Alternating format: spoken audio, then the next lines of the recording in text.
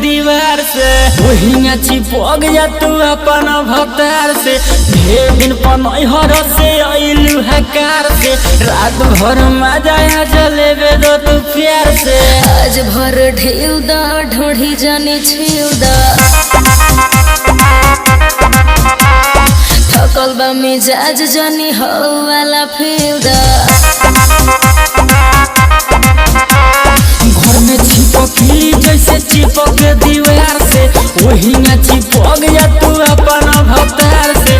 ढेर दिन पनहर से अइलू हकार से रात भर मजा जलेबे दो तू प्यार से। आज भर ढेउ दा ढोढ़ी जाने छेउ दा थकल बा मिजाज जानी हो वाला फेउ दा।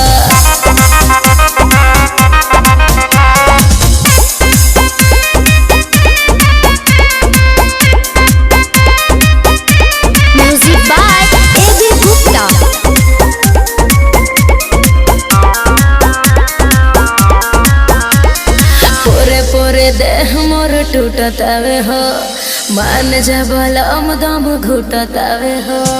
आव तनी पास बारा दास नइखे होत परती बा खेत जौन दिही आजुजो। आज भर ढेउ दा ढोढ़ी जाने छेउ दा थकल बा मिजाज जानी हो वाला फेउ दा। घर में चिपकली जैसे चिपक दीवार से वही चिपक जा तू अपन भतार से। ढेर दिन पनहर से अइलू हकार से रात भर मजा जलेबे दो तू प्यार से। आज भर ढेउ दा ढोढ़ी जाने छेउ दा थकल बा मिजाज जानी हो वाला फेउ दा।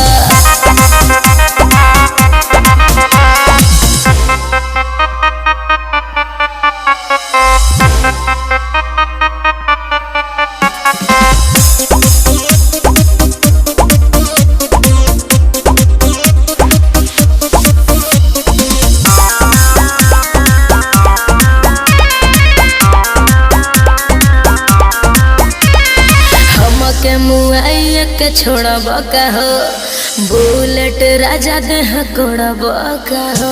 लगे हो जा फेस मुंडा कोई के फरेस मानी नहीं आज सुनो निरमल योगेश। आज भर ढेउ दा ढोढ़ी जाने छेउ दा थकल बा मिजाज जानी हो वाला फेउ दा। घर में चिपकली जैसे चिपक दीवार से वही चिपक जा तू अपन भतार से। ढेर दिन पनहर से अइलू हकार से रात भर मजा जलेबे दो तू प्यार से। आज भर ढेउ दा ढोढ़ी जाने छेउ दा थकल बा मिजाज जानी हो वाला फेउ दा।